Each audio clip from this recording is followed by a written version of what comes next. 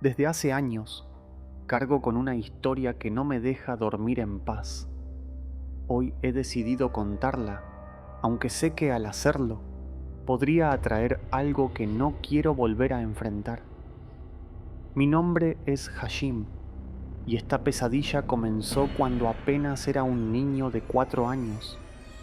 Vivíamos todos juntos, bajo el mismo techo, mis abuelos, mis tíos, mis primos y mi temido abuelo, un hombre de carácter férreo, respetado y temido en toda la ciudad.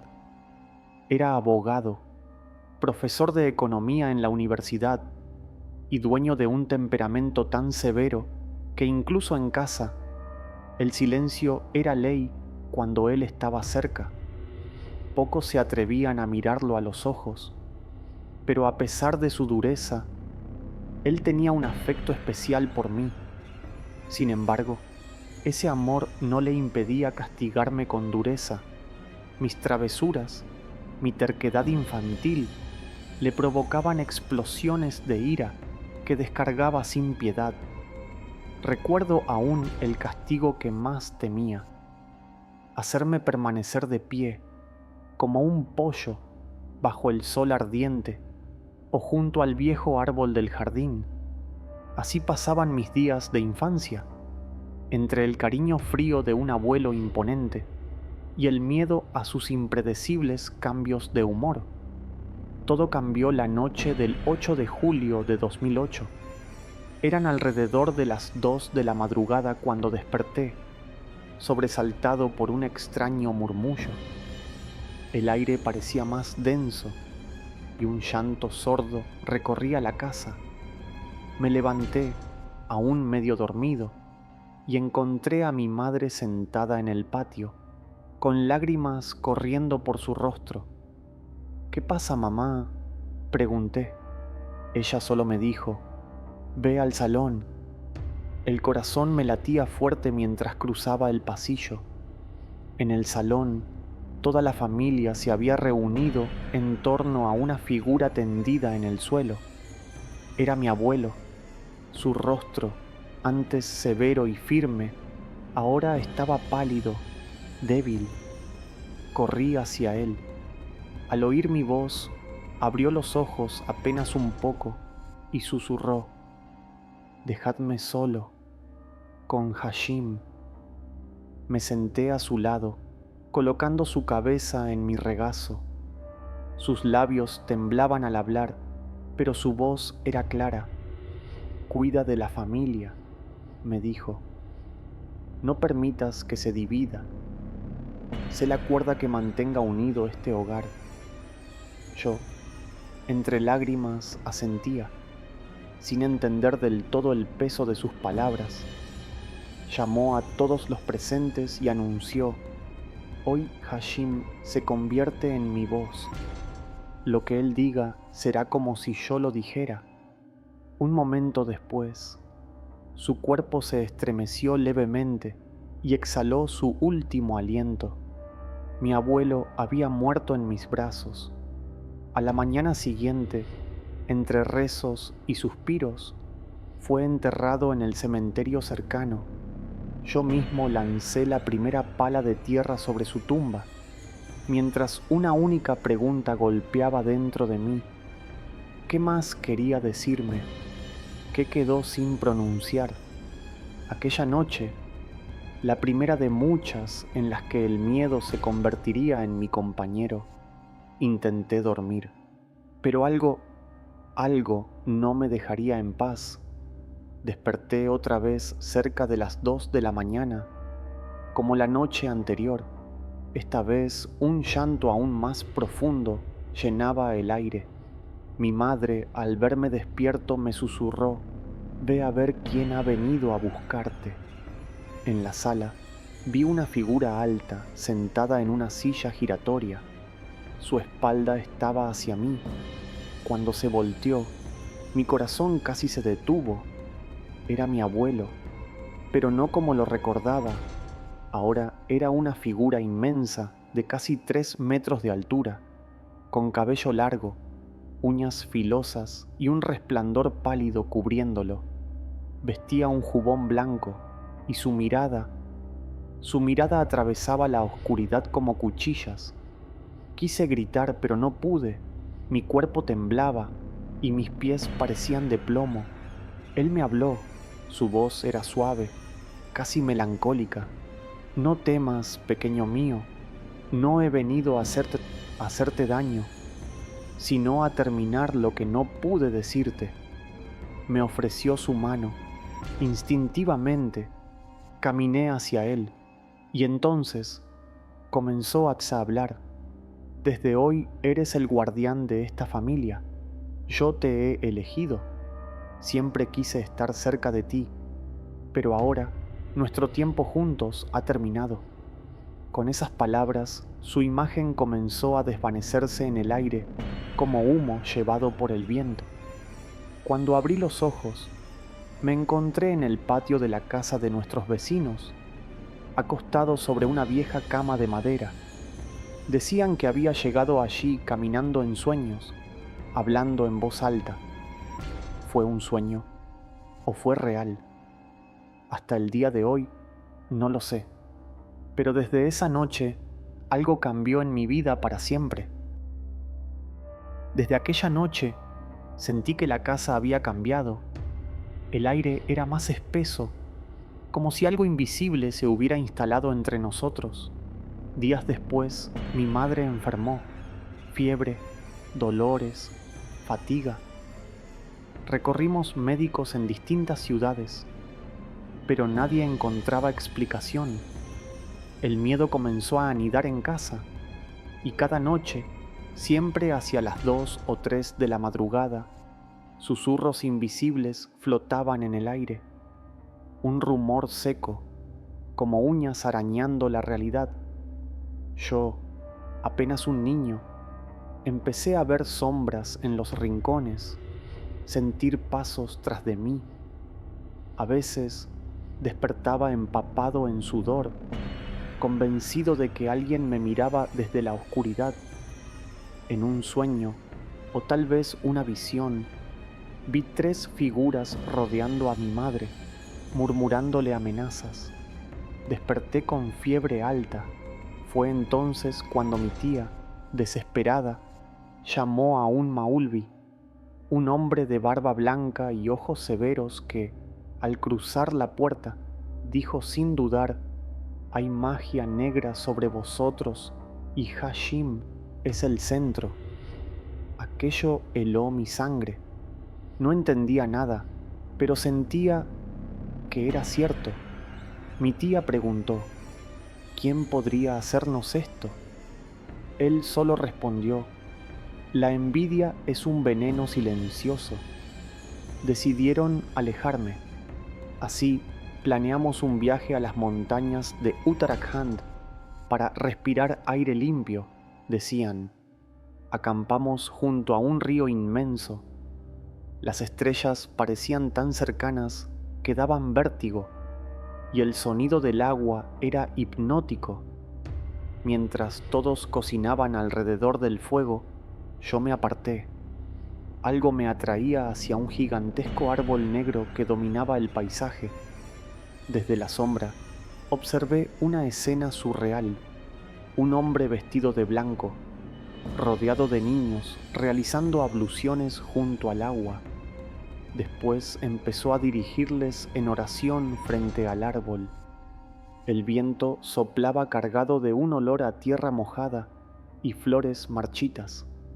La escena era hermosa, pero también irreal. Escuchaba las voces de mi familia buscándome, pero no podía apartar la vista. De pronto, un niño apareció llorando en el campamento. «No hagan ruido, están molestando al imán». El miedo nos invadió. Mi familia corrió hacia donde estaba yo. Me encontraron tirado en el suelo, inconsciente, junto al viejo árbol. Me llevaron de urgencia en coche. El camino de regreso fue una huida. Las sombras del bosque parecían moverse, persiguiéndonos. Dormimos en un pequeño pueblo. Los habitantes, al oír nuestra historia, nos advirtieron: bajo ese árbol hay un antiguo cementerio infantil. Han perturbado algo que debería permanecer dormido. Recé, lloré, pero en el fondo sabía que aquello no había terminado. Intentamos seguir con nuestras vidas, pero en nuestro interior sabíamos que algo se había roto, algo que ya no podríamos reparar. Era el año 2013. Una noche, mi prima mayor paseaba sola por la azotea de nuestra casa. La brisa agitaba sus cabellos y el aroma de su perfume flotaba en el aire. Se balanceaba en el columpio colgado de las ramas de un viejo árbol cuando sintió unas manos invisibles acariciándole el cabello. Al principio pensó que era el viento, pero la sensación se hizo más fuerte, como si dedos helados recorrieran su espalda. Temblando, bajó apresuradamente. Se encerró en su habitación sin decir palabra. La encontramos horas después, sentada a la mesa, cabizbaja, comiendo vorazmente, algo extraño, ya que ella era intolerante a los lácteos, y esa noche devoraba platos de dahi bala, como si estuviera poseída. Cuando su hermano le preguntó qué pasaba, ella se levantó, lo abofeteó brutalmente y con una voz masculina rugió: «Desde hoy haré lo que quiera, nadie me dirá nada». El terror se apoderó de la familia. Decidieron esperar hasta el amanecer para llamar ayuda espiritual. Pero esa noche, el infierno se desató. Desde su habitación cerrada llegaban ruidos, golpes, gritos, crujidos de madera. Las sirvientas, aterradas, miraron por la ventana y la vieron debajo de la cama, arrancándose el cabello y tirándolo al suelo. No pudieron más. Sonó la alarma de seguridad. Todos corrimos hacia su habitación. Tuvieron que derribar la puerta. 6 hombres, luchando para inmovilizar a una muchacha frágil. Sus gritos eran guturales, inhumanos. Hablaba en lenguas extrañas, cambiando de voz, masculina, femenina, susurros, carcajadas. Un Maulvi fuese llamado de inmediato. Cuando llegó, intentó recitar versos sagrados, pero ella rompió las ataduras y lo abofeteó, lanzándole una amenaza: «Tú no podrás expulsarme». El miedo caló hasta los huesos. Amarraron a mi prima de nuevo. La casa, una prisión de susurros, temblores y miedo. El Maulvi, humillado y febril, apenas lograba mantenerse en pie. Solo repetía: «No dejen de rezar, no bajen la guardia».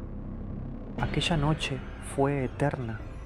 Con la llegada del amanecer, el Maulvi confesó: «Anoche, cuando me acerqué a ella, amenazó con matarme antes de que pudiera liberarla». Su rostro estaba pálido, bañado en sudor. Su fiebre subía sin control. Mi familia, rota por el miedo, aceptó buscar ayuda más poderosa. Un contacto de mi tío conocía a un exorcista famoso en Rajasthan. Lo trajeron, después de largas gestiones. Cuando llegó, el ambiente cambió. Este hombre, de mirada dura y voz firme, pidió solo 2 cosas: total obediencia y la voluntad de enfrentar el horror. Trajeron una lista interminable de objetos: agua bendita, incienso, telas especiales. Se preparó todo. Nos trasladamos a una antigua finca aislada, un lugar donde, según él, podrían contener la maldad. Allí empezó el verdadero exorcismo. Los primeros días Todo parecía en calma, pero luego mi prima comenzó a beber agua del inodoro, rasgaba su piel, gruñía como un animal. Por las noches, las paredes parecían desaparecer, sombras atravesaban los techos, las puertas crujían sin razón. Yo, aunque no estaba dentro, sentía desde lejos el cambio en el aire, una opresión brutal, como si algo invisible apretara mi pecho. El exorcista nos advirtió: si el círculo de contención se rompe, ninguno de nosotros sobrevivirá. Seguimos rezando, ayunando, rezando más. Su cuerpo, frágil, empezó a desvanecerse. En días perdió más de 12 kilos. El médico la conectó a sueros y medicación, pero en la casa las cosas empeoraban. Un hedor a carne podrida invadió todo. El agua de los grifos salió negra, espesa como brea. El exorcista pidió 12 tinajas de barro. No entendimos por qué tantas, si eran 8 entidades. Él solo respondió: algunas cosas prefieren ocultarse. La última noche fue una guerra. Luces que explotaban, objetos que volaban, gritos que desgarraban el aire. La lucha terminó cerca del amanecer. Las tinajas fueron selladas con cemento. Mi primo, el más valiente, se encargó de enterrarlas. Le dieron una advertencia mortal: hagas lo que hagas, no mires atrás. Partió solo, en la oscuridad, mientras nosotros esperábamos, rezando, temblando, sin saber aún que lo peor estaba por venir. Mi primo regresó pasada la medianoche. Su aspecto era aterrador: ropa rasgada, rostro lleno de polvo, ojos abiertos como si aún viera algo que los demás no podíamos. Se sentó en el centro del salón, sin emitir un solo sonido. Parecía haber dejado parte de su alma allá afuera, en los caminos oscuros donde enterró las tinajas. Intentamos hablarle, sacudirlo. Nada. Llamamos al exorcista. Cuando llegó, comprendió de inmediato. Colocó su mano sobre la cabeza de mi primo y comenzó a recitar versículos en voz alta. Poco a poco, su respiración se calmó. Las lágrimas rodaron por su rostro sucio. Entonces habló, en un susurro ronco. Cuando enterré las primeras tinajas, todo estaba en calma, pero al enterrar las últimas, sentí cómo me seguían. Oía sus voces, sus súplicas, sus amenazas. Llamaban mi nombre con las voces de nuestros muertos. Un escalofrío recorrió a todos los presentes. El exorcista asintió con gravedad. Por eso prohibí mirar atrás. Si lo hubieras hecho, no habrías regresado. Durante días, la casa quedó en silencio. Un silencio denso, enfermo, como si las paredes contuvieran la respiración. Pero las consecuencias no tardaron en llegar. Una noche, mientras caminaba por el patio, mi primo mayor, el mismo que había enterrado las tinajas, cayó muerto tras un extraño accidente, un empujón invisible, captado por las cámaras de seguridad. El informe oficial hablaba de causas desconocidas. Nosotros sabíamos la verdad. El precio había sido cobrado. Y no sería el único. Mi prima, la que había estado poseída, también sufrió. Su boda, que debía ser un día de alegría, se convirtió en una ceremonia silenciosa, donde las sonrisas temblaban y las lágrimas brotaban fácilmente. La noche de bodas, su esposo escuchó una voz susurrándole al oído: hoy no tocaste su mano, pero tu hermano sí, y pagó el precio. El miedo se instaló para siempre en nuestra familia. Años después, cuando las heridas parecían empezar a sanar, supimos que el exorcista que nos había ayudado había muerto en circunstancias extrañas. Su cuerpo fue encontrado en su habitación, con una expresión de horror congelada en el rostro. El círculo nunca se cerró del todo. Nadie quiso desenterrar las tinajas. Nadie se atrevió siquiera a acercarse a los lugares donde habían sido enterradas. Sabíamos que algunas de aquellas entidades seguían allí, esperando, acechando, hasta el día de hoy. Cada tanto, en noches de viento fuerte, creo escuchar susurros en el patio. A veces, la puerta de la casa se abre sola, como invitando a algo a entrar. He aprendido a ignorarlo, a vivir con la certeza de que el horror no desapareció, solo duerme, y que basta un error, una ruptura, para que vuelva a despertar. Esta historia la escribo en soledad, bajo la tenue luz de una lámpara vieja. Cada palabra que tipeo, cada recuerdo que desentierro, hace que las sombras de mi habitación parezcan moverse. No sé si hice bien en contarlo, tal vez al nombrarlo lo haya llamado de nuevo. Si alguna vez escuchas un susurro tras tu espalda en medio de la noche, no respondas, no mires atrás, sigue caminando y reza, porque a veces los muertos no se quedan donde deberían.